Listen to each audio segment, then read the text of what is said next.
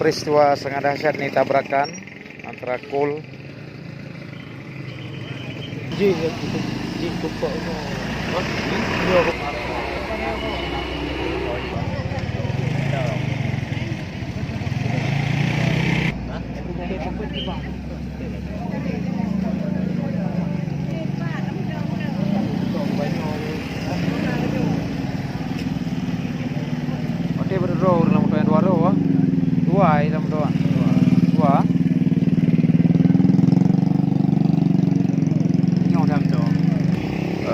dengan mobil dengan truk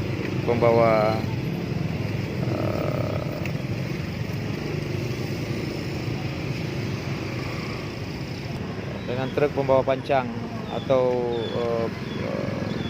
batang beton ada di depan.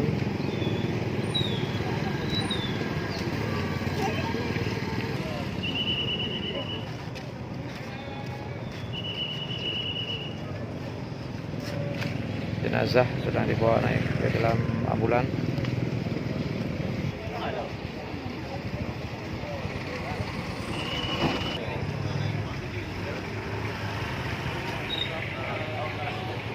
Kawasan Tanjung Usi lokasinya.